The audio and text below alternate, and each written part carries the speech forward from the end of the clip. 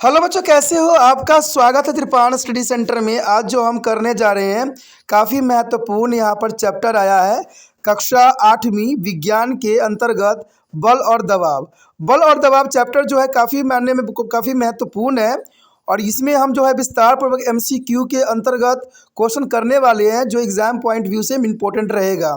और सबसे महत्वपूर्ण बात ये रहेगा कि ये आपके समक्ष हिंदी इंग्लिश दोनों ही माध्यम में रहेंगे, तो ये काफ़ी महत्वपूर्ण बन जाता है।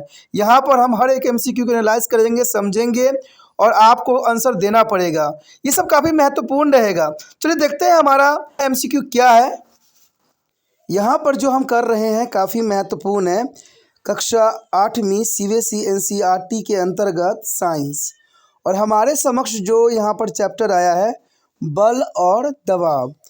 देखा जाए बल और दबाव काफ़ी महत्वपूर्ण यहाँ पर चैप्टर है। इसी के अंतर्गत आप लोगों के लिए त्रिपाण स्टडी सेंटर ने जो है एमसीक्यू लाया जो काफ़ी महत्वपूर्ण है। देखा जाए तो एग्ज़ाम पॉइंट व्यू से ये एमसीक्यू काफ़ी महत्वपूर्ण रहेंगे। अगला क्वेश्चन हमारे समक्ष आ गया है। देखिए क्वेश्चन है कि जब दो बल विपरीत दिशाओं में कार्य करते हैं तो कार्य करने वाला कुल बल होता है। यानी जब दो बल हैं, जब दो बल विपरीत दिशाओं में कार्य करते हैं तो कार्य करने वाला कुल बल होता है। क्या होता है? ए, दो बलों का जोड़ होता है, बी, दो बलों के बीच अंतर होता है, या सी, ये दोनों ही होता है, या इसमें से कोई नहीं होता। क्वेश्चन तो आप समझ गए हो। क्वेश्चन बहुत ही इंटरेस्टिंग है, काफ़ी मज़ेदार है कि जब दो विपरीत दिशाओं में कार्य करते हैं तो कार्य करने वाला कुल बल क्या होगा। आप अपना आंसर यहाँ पर सोच सकते हो, अपना आंसर रख सकते हो, तो काफ़ी महत्वपूर्ण रहेगा। आप यहाँ पर क्वेश्चन सोच लिए होंगे और ऑप्शन भी सिलेक्ट कर लिए होंगे। चलिए मैं बताने की कोशिश करता हूँ कि क्या हो सकता है इसका। जब दो बल विपरीत दिशाओं में कार्य करते हैं तो कार्य करने वाला कुल बल होगा, दो बल का योग तो होगा नहीं, यानी दो बल का योग यहाँ पर संभव नहीं है। बी, दो बलों के बीच अंतर, हाँ ये हो सकता है कि दो बलों के बीच यहाँ पर अंतर जरूर होगा, तो यहाँ पर बी ऑप्शन सही है। आप बी ऑप्शन के साथ जा सकते हो, यानी बी करेक्ट है, दो बलों के बीच अंतर। चलिए देखते हैं अगला क्वेश्चन क्या है। उसके पश्चात हमारे समक्ष अगला क्वेश्चन आ गया है। देखिए क्वेश्चन है, बल की शक्ति को इसके द्वारा व्यक्त किया जाता है। जो बल की शक्ति होती है हम किसके द्वारा जो है व्यक्त कर सकते हैं? क्या ये वजन के द्वारा, बी द्रव्यमान के द्वारा, सी परिणाम के द्वारा, या डी जो है अनुदैर्ध्य बल के द्वारा। तो क्वेश्चन यह क्लियर है कि बल की शक्ति को किसके द्वारा व्यक्त किया जाता है। देखिए ये क्वेश्चन काफ़ी महत्व रखता है एग्जाम व्यू से, तो आप इसका आंसर जो है सोच सकते हो। क्या हो सकता है इसका आंसर, आप अपने नोटबुक पे नोट कर लीजिए, ये काफ़ी महत्वपूर्ण रहेगा। देखिए आपने नोट तो कर लिया होगा, अब मैं बताने की कोशिश कर सकता हूँ कि बल की शक्ति को इसके द्वारा व्यक्त किया जा सकता है। किसके द्वारा किया जाता है? देखिए बल की शक्ति को हम वजन के द्वारा तो नहीं करते हैं, हम मास यानी द्रव्यमान के द्वारा भी नहीं करते हैं, हम परिणाम के द्वारा कर सकते हैं। यानी इसका ऑप्शन जो है सी सही है। हम परिणाम के द्वारा जो है हम इसका जो है व्यक्त कर सकते हैं, यानी बल की शक्ति को हम परिणाम के द्वारा व्यक्त करते हैं, यानी सी ऑप्शन इसका सही है। आप सी ऑप्शन के साथ जा सकते हो। चलिए देखते हैं अगला क्वेश्चन क्या है। अगला क्वेश्चन आपके समक्ष आ गया है। क्वेश्चन है, असंपर्क बल का एक उदाहरण। देखिए असंपर्क बल, ऐसा बल जो बिना संपर्क किए ही कार्य करते हो। तो देखिए हम किसी चीज़ को अगर छुएंगे नहीं तब तक तो बल कार्य करेगा नहीं, लेकिन एक ऐसा बल है जिसको बिना छुए ही आप जो है गति करवा सकते हो। तो वो है ऑप्शन, देखिए क्या क्या है। एक, बाल्टी उठाने के लिए हमारे द्वारा लगाया गया बल, ठीक है। एक, स्थिर कार को धक्का दें, या सी, चुंबक द्वारा लगाया गया बल, डी, क्रिकेट गेंद को 6 रन के लिए मारना। आखिर इसमें से कौन जो है असंपर्क बल का उदाहरण है? तो आप सबसे पहले इसका आंसर जो है चयन कीजिए। इसका आंसर क्या हो सकता है, क्योंकि आप सबसे महत्वपूर्ण हो तो आप चयन कर सकते हो कि इसका आंसर क्या आप दे सकती हो। आपने अपना आंसर जो है नोटबुक पे नोट कर लिया होगा। चलिए अच्छा है। अब देखिए इसका आंसर जान सकते हैं क्या हो सकता है। असंपर्क बल, असंपर्क तो मैंने आपको बता ही दिया ना कि बिना छुए हम किसी चीज़ को गति कर दें। तो आप सोचिएगा ये तो मैजिकल मैन ही करता है कि मैजिक से हम कोई चीज़ को ले और अपने तरफ आकर्षित कर ले। लेकिन दोस्तों ये बल आपके पास हो सकता है, लेकिन कहते हैं ना आधुनिक युग है तो ऐसा बल हमारे पास होता है। चलिए देख लेते हैं ऑप्शन में क्या हो सकता है सही। एक बाल्टी उठाने के लिए हमारे द्वारा लगाया गया बल। देखिए बाल्टी उठाने के लिए हम कॉन्टैक्ट करते हैं यानी संपर्क बल का उपयोग करते हैं, तो असंपर्क तो ये होगा नहीं, तो ये ऑप्शन गलत गया। बी देखिए एक स्थिर कार को धक्का दी, एक स्थिर कार है उसको धक्का दीजिए, अरे भाई उसमें तो हम बल लगा रहे हैं, तो ये भी तो आंसर होगा नहीं। क्रिकेट गेंद को 6 रन के लिए मारना, आप क्रिकेट गेंद को 6 मारिए तो इसमें बल्ला और बॉल का संपर्क तो हुआ ना, इसमें क्या लगा, संपर्क बल लगा, असंपर्क बल तो नहीं लगा ना। अब देखिए चुंबक द्वारा लगाया गया बल, चुंबक ही ऐसा चीज है जिसको हम असंपर्क बल कह सकते हैं। चुंबक आप कहीं रखिए और उसके सामने कोई भी लोहा का पदार्थ रख दीजिए, वो बिना आपको कहे अपने आप खींच लेगा, यानी आप सोचिएगा जादू है, लेकिन ये जादू नहीं होता, ये चुंबक का अपना गुण होता है। तो इसका मतलब सी ऑप्शन सही है। सी ऑप्शन जो है चुंबक द्वारा लगाया गया बल ही असंपर्क बल का सबसे अच्छा उदाहरण है। तो असंपर्क बल का उदाहरण क्या है, चुंबक द्वारा लगाया गया बल, यानी सी ऑप्शन इसका सही है। आप सी ऑप्शन के साथ जा सकते हो। चलिए देखते हैं अगला क्वेश्चन क्या है। अगला क्वेश्चन हमारे समक्ष आ गया है। क्वेश्चन बहुत ही क्लियर है कि 1 किलोग्राम वजन बराबर होता है। 1 किलोग्राम वजन जो होता है किसके बराबर होता है, आप किसके बराबर जो है यहाँ पर सोच सकती हो। ए 98N, बी 99 पॉइंट यानी 9.8 N, सी 0.98 टन N और डी 0.098 N न्यूट्रन। तो यहाँ पर क्वेश्चन बिल्कुल क्लियर है। सबसे बड़ी बात है कि सारे ऑप्शन में 98 के उपयोग किया गया है कोई ना कोई रूप में, तो इसका मतलब है इसका ऑप्शन 98 के आसपास ही इसका आंसर है। लेकिन आपको सोचना है कि क्या है, पॉजिटिव है कि पॉइंटों में है, क्या हो सकता है। आप अपना आंसर सोचिए, ठीक है, और सोच के जो है अपने नोटबुक पर लिखिए, तो ये काफ़ी दिलचस्प रहेगा आपके लिए भी और यहाँ पर मेरे लिए भी कि आपने भी ये आंसर को चूज़ किया है। अगर आपको जो जो आंसर सही जाएगा वो मुझे कमेंट जरूर कीजिएगा कि मुझे 11वां नंबर आंसर आपसे पहले ही मुझे पता लग गया था, तो इससे मुझे भी खुशी मिलेगी और आपको भी खुशी मिलेगा। तो देखिए क्वेश्चन क्लियर है कि 1 किलोग्राम वजन बराबर होता है। देखिए 1 किलोग्राम वजन जो होती है हमेशा याद रखना कि 9.8 न्यूट्रन होता है, ये एक वैल्यू भी है, ठीक है। एन का जो यहाँ वैल्यू होता है यानी जी का किलोग्राम का वो 9.8 N होता है या न्यूट्रन होता है, तो इसका बी ऑप्शन सही है। आप बी ऑप्शन के साथ जा सकते हो कि 9.8 न्यूट्रन यानी N, तो बी ऑप्शन सही गया। आप बी ऑप्शन के साथ जा सकते हो। किन किन बच्चों का सही गया है वो बच्चे मुझे कमेंट कर सकते हैं, तब मुझे भी खुशी होगी और आपको भी कि आपने भी सही आंसर दिया। चलिए देखते हैं अगला क्वेश्चन क्या है। देखिए अगला क्वेश्चन हमारे समक्ष आ गया है। ये क्वेश्चन काफ़ी महत्वपूर्ण है। क्वेश्चन है कि मापने के लिए स्प्रिंग बैलेंस का उपयोग किया जाता है। देखिए आपने देखा होगा कि कोई चीज़ नापने के लिए स्प्रिंग बल होता है, यानी कभी आपके घर में सिलेंडर आता है, सिलेंडर जब नापने वाला आता है सिलेंडर लेके, तो आप कहते हो ना कि भाई इसका वजन करके दो, तो उसके बाद तराजू तो होता नहीं है, तो उसको पास ना एक स्प्रिंग बैलेंस बल होता है, तो वो क्या करता है कांटे को आपके सिलेंडर में फंसाता है और उसको उठाता है, तो इसे स्प्रिंग बल बैलेंस बल कहते हैं। तो आखिर मापने के लिए स्प्रिंग बैलेंस बल का उपयोग हम किस लिए करते हैं, द्रव्यमान के लिए, वजन के लिए, दबाव के लिए या गति के लिए। तो आप अपना आंसर का जो है चयन कर सकते हो, कौन सा आंसर सही है मुझे आप बता सकते हो, ठीक है। आपने अपना आंसर बता दिया होगा, लिख भी लिया होगा। चलिए मैं देखता हूँ कि इसका आंसर यहाँ क्या हो सकता है। क्वेश्चन क्लियर है कि मापने के लिए यानी तौलने के लिए स्प्रिंग बैलेंस का उपयोग कहाँ पर किया जाता है, कहाँ पर किया जाता है दोस्तों बताइए।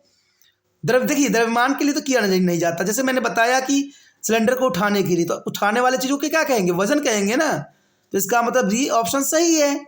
मैं तो पहले ही आपको हिंट दे दिया था कि हम जब सिलेंडर को उठाते हैं तो उसमें स्प्रिंग बल ही कार्य करता है और बंदा जो है सिलेंडर को फंसाता है उसमें और उससे ऊपर उठाता है, तो अपने आप हमें दिख जाता है, तो क्या दिखता है, वजन दिखती है, तो इसका मतलब बी ऑप्शन सही है। देखिए हमारे जीवन के दिनचर्या कार्य में भी ना ऐसे ही बल का उपयोग होता है, लेकिन हमने कभी सोचा नहीं होता कि कौन बल कहाँ पर कार्य कर रहा होता है, लेकिन ये तब सोच में आता है जब बच्चे पढ़ते हैं समझते हैं, तब जाके पता लगता है कि कौन कहाँ पर क्या होता है। ऐसे तो हम कहते हैं कि ये चीज़ हो रहा है, वजन हो गया, लेकिन कौन सा बल है, कैसा बल है, जब पढ़िएगा तभी समझ में आएगा ना। चलिए देखते हैं हमारा अगला क्वेश्चन क्या है। अगला क्वेश्चन हमारे समक्ष आ गया है। देखिए यहाँ पर फॉर्मूला आपको याद होगा तो आप डायरेक्ट इसका आंसर दे सकोगे।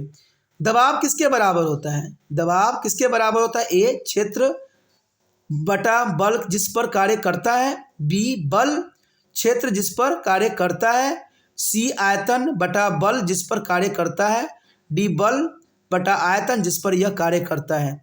तो ये तो एक फार्मूला है, जिन बच्चों ने जो है बुक को फॉलो किया होगा, जो समझे होंगे, उनके लिए आसान होगा, उनको तो फार्मूला याद होगा, फटाक से आंसर लगा देंगे। तो आप भी अपना आंसर लगाइए और कितना सही है मुझे भी बताइए और अपने कॉपी पे भी नोट कीजिए। आपने अपना आंसर जो है नोट कर लिए होंगे, अच्छी बात है। चलिए देखते हैं, ठीक है, कि कितना बच्चों को कितना अच्छा आंसर गया है। देखिए यहाँ पर क्लियर है कि दाब किसके बराबर होता है? दाब किसके बराबर होता है? ए क्षेत्र बटा बल जिस पर कार्य करता है। देखिए क्षेत्र तो नहीं होती है, क्षेत्र का यहाँ संबंध नहीं दिखने को मिल रहा है, क्षेत्र तो होगी नहीं। अब देखिए दूसरा ऑप्शन है बी बल बटा क्षेत्र जिस पर कार्य करता है, बल, हाँ बल फोर्स, यानी बी ऑप्शन सही है। आप बी ऑप्शन के साथ जा सकते हो, बी ऑप्शन सही है, बल क्षेत्र जिस पर कार्य करता है। तो दबाव बराबर क्या होता है? बल बटा क्षेत्र जिस पर कार्य करता है, यानी बी ऑप्शन आपका सही है। बी ऑप्शन को टिक कर सकते हो। जिन बच्चों ने बी ऑप्शन सही किया है वो अब मुझे कमेंट जरूर करें। देखिए हमारे समक्ष अगला क्वेश्चन भी आ गया है, काफ़ी महत्वपूर्ण है। क्वेश्चन है गुरुत्वाकर्षण है। गुरुत्वाकर्षण क्या है? क्या एक प्रतिकारक है, या बी आकर्षण प्लस प्रतिकारक बल है, या सी आकर्षक बल है, या डी कोई बल नहीं है? क्वेश्चन बहुत क्लियर है, अगर आपको समझ होगी तो आप फटाक से आंसर दे दोगे कि गुरुत्वाकर्षण बल को हम क्या कह सकते हैं, प्रतिकारक या आकर्षक या प्रतिकारक बल या आकर्षण बल या कोई बल नहीं। आप अपना आंसर चूज कीजिए, फिर मैं आपको इसका आंसर जो है बताने की कोशिश करूंगा। आपने आंसर अपना चुन लिए होंगे, कौन सा आंसर सही है, अच्छी बात है। और अपने नोटबुक पे भी नोट कर लीजिए, ठीक है। चलिए देखते हैं इसका आंसर क्या हो सकता है। देखिए गुरुत्वाकर्षण बल होता क्या है? प्रतिकारक तो होता नहीं है, और बी आकर्षण प्लस प्रतिकारक बल। देखिए आकर्षण तो हो सकता है, ठीक है, आकर्षण तो होता है, क्योंकि गुरुत्वाकर्षण आकर्षण, आकर्षण उसमें भी है, आकर्षण इसमें भी है, तो प्रतिकारक तो होगा नहीं। तो बी ऑप्शन भी गलत है, ए ऑप्शन भी गलत है, तो बी ऑप्शन भी गलत हो जाएगा। सी देखिए आकर्षक बल, हाँ ये सही हो सकता है, क्योंकि ये अकेला है और आकर्षक होता है, कि गुरुत्वाकर्षण जो इसका संबंध कहीं ना कहीं आकर्षक बल से ही है। तो सी ऑप्शन आपका सही है कि गुरुत्वाकर्षण बल है आकर्षक बल के अंतर्गत, यानी सी ऑप्शन आपका सही है। सी ऑप्शन को जो है आप टिक लगा सकते हो, जिन बच्चों ने टी सी लगाया है वो सही है। चलिए देखते हैं अगला क्वेश्चन क्या है। अगला क्वेश्चन हमारे समक्ष आ गया है। क्वेश्चन है एक बल्लेबाज गेंद को गेंदबाज के पार चौका यानी 4 रन के लिए मारता है। इस प्रकार बल्लेबाज ने क्या किया है? बल्लेबाज ने गेंद की दिशा और गति बदल दी है, या बी दिशा नहीं बल्कि गति को बदली है, सी गति नहीं बल्कि केवल दिशा बदली है, डी न तो दिशा बदली है और न ही गति। क्वेश्चन आपको समझ में आ रहा होगा, थोड़ा थोड़ा आया होगा। कि मान लीजिए, देखिए सचिन तेंदुलकर आप तो जानते ही होंगे कि जिसे मास्टर ब्लास्टर के नाम से भी जाना जाता है, और क्रिकेट का बहुत ही महान प्लेयर है, एक काफ़ी अच्छे बल्लेबाज हैं। आपने देखा ही होगा कि सचिन तेंदुलकर ने काफ़ी समय तक जो है मैच खेले हैं, लेकिन उन्होंने कभी भी जो है थके नहीं अधिक। जब वो खेलते हैं तो वहाँ पर वो अपना दिमाग का इस्तेमाल करते हैं, और वो हमेशा बॉल को काफ़ी कस के नहीं मारते हैं जैसे धोनी मारते हैं। आप देखोगे कि धोनी क्या होता है, बल आता है तो उसको कस के मारता है, जोर लगा के, वो अपना पूरा पावर लगाता है। लेकिन वही अगर सचिन तेंदुलकर की तुलना करोगे तो सचिन तेंदुलकर जो है वो कभी भी बॉल पे जो है कस के प्रहार नहीं करते। वो बल की जो है बॉलर जो गति से बॉल करवा रहा होता है, उसी गति को वो एक दिशा दिखा देते हैं, और जैसे दिशा दिखाते हैं बॉल छक्का चौका चला जाता है। तो ऐसे बल्लेबाज कम ही होते हैं जो वहाँ पर अपने दिमाग का इस्तेमाल करते हैं और आसानी से जो है बॉल को बाउंड्री पार करवा देते हैं। तो क्वेश्चन भी इसी के अंतर्गत है कि एक बल्लेबाज गेंदबाज को पार चौका यानी 4 रन के लिए मारता है, किस बल के कारण, कैसे मारता है? तो आप अपना आंसर जो है चुन सकते हो, कौन सा आंसर सही है मुझे बता सकते हो, क्योंकि आपका आंसर सही होगा, आप अपना आंसर देख सकते हो। अब देखिए यहाँ पर देखा जाए तो ऑप्शन ये कहता है कि गेंद की दिशा और गति बदलता है। देखिए ये बात कहीं हद तक सही तो है, लेकिन हम ऑप्शन देख लेते हैं आगे क्या क्या है।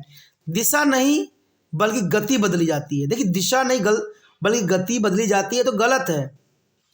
दिशा तो बदली जाती है, ठीक है, तभी तो वो बॉल अपनी दूसरी दिशा में चली जाती है, क्योंकि जो बॉलर वहाँ से बॉल करा रहा होता है, अब थोड़ी कि हम उसी की दिशा में मारते हैं, ये तो नहीं हो सकता है। गति नहीं बल्कि दिशा बदलती है, गति भी बदलना जरूरी होता है। देखिए ये भी ऑप्शन गलत है, न तो दिशा बदलती है और न ही गति, ये भी गलत है। तो इसका मतलब यही ऑप्शन सही है, ये ऑप्शन आपका सही है कि गेंद की दिशा और गति बदलता है। तो ये ऑप्शन के साथ आप जा सकते हो, ये ऑप्शन आपका सही है। चलिए देखते हैं अगला क्वेश्चन क्या है। देखिए हमारे समक्ष अगला क्वेश्चन आ गया है। क्वेश्चन है, हमारे चारों ओर हवा द्वारा लगाए जाने वाला बल क्या कहलाता है। हमारे चारों ओर जो हवा होती है, हवा के द्वारा लगाए जाने वाले बल को हम क्या कहते हैं। ए बल कहते हैं, बी वायुमंडलीय दबाव कहते हैं, सी मांसपेशियां बल कहते हैं और डी घर्षण बल कहते हैं। क्वेश्चन अगर आप सोचिएगा तो बहुत ही आसान है, क्योंकि यहाँ पर उसको सोचना ही काफ़ी महत्वपूर्ण होता है। तो आपने सोच लिया होगा, अपना आंसर लिख लिया होगा, तो ये काफ़ी महत्वपूर्ण रहता है। देखिए हमारे चारों ओर हवा द्वारा लगाए जाने वाला बल क्या कहलाता है। हम क्या उसको बल कहते हैं, या वायुमंडलीय दबाव कहते हैं, या सी मांसपेशियां बल कहते हैं, या घर्षण। देखिए घर्षण की बात तो नहीं हुआ कि घर्षण तो हम फिक्शन कहेंगे, तो फिक्शन तो यहाँ पर कार्य नहीं करेगा, यानी फिक्शन जो बात यहाँ पर दी गई है वो गलत है। मांसपेशियां बल भी यहाँ पर कार्य नहीं करेगा, क्योंकि हवा की बात की गई है और बल की तो करेगा ही नहीं करेगा, यानी A option, C option, D option गलत है। यहाँ पर जो हवा द्वारा लगाए जाने वाले बल को हम वायुमंडलीय दबाव कहेंगे, यानी ऑप्शन बी सही है। आप बी ऑप्शन के साथ जा सकते हो, बी ऑप्शन वायुमंडलीय दबाव सही है। हमने हर एक बात को जो है एनालाइज किया, समझा, जाना और विचार किया, समझाने की कोशिश किया। अगर आपको ये वीडियो समझ में आई, अच्छा लग रहा है और चाहते हो कि और भी वीडियो आपको इसी प्रकार मिलता रहे, चाहे वो साइंस में रहे, चाहे मैथ में रहे, चाहे इंग्लिश का एमसीक्यू हो, चाहे एसएसटी का एमसीक्यू हो, अगर आप सारे एमसीक्यू चाहते हो तो जर्नल सी बात है, इस वीडियो को शेयर कीजिए। शेयर करने के लिए कुछ नहीं करना होता है, यूट्यूब से लिंक को कॉपी करना होता है और अपने व्हाट्सएप स्टेटस पे लगाना होता है। अगर आप बस व्हाट्सएप स्टेटस पे लगाइएगा तो आपके दोस्त, आपके जो है जानने वाले, आपके क्लासमेट के बच्चे ज़रूर देखेंगे और ये उनको लिए भी फ़ायदा होगा। जब ये वीडियो हर बच्चे तक पहुँचेगा तो आपके लिए त्रिपान स्टडी सेंटर और भी अच्छा करेगा और आपके सारे जो है एमसीक्यू आपको यहीं पे मिल जाएगा। ठीक है, तो जितना हो सके इस वीडियो को शेयर कीजिए। अगर आप शेयर कीजिएगा तो शेयर से जो है दूसरे बच्चों का केयर होता है और जो केयर करता है दूसरे बच्चों का वही बच्चा अच्छा होता है। तो आप अपना कार्य जरूर कीजिए। ठीक है, पहली बार मेरे चैनल पे आए हो, पहली बार वीडियो देख रहे हो, अगर आपको क्वेश्चन समझ में आ रहा है, अच्छा लग रहा है और चाहते हो कि और भी वीडियो आपको इसी प्रकार प्राप्त होता रहे, तो आपको तो पता ही होगा कि चैनल को इसके लिए सब्सक्राइब करना पड़ता है। सब्सक्राइब कीजिएगा तभी जो है अगले वीडियो का नोटिफिकेशन भी मिलेगा आपको। अगर सब्सक्राइब नहीं कीजिएगा तो क्या पता मैथ का जो एमसीक्यू डालूँ वो आप नहीं देख पाओगे, क्या पता एसएसटी के अगर डालूँ तो वो नहीं देख पाओगे। इसलिए सोचिए नहीं दोस्तों, विचार ना कीजिए, अभी जो आपको रेड सब्सक्राइब दिख रहा है उसको दबाइए और त्रिपान स्टडी सेंटर के साथ जुड़ जाइए।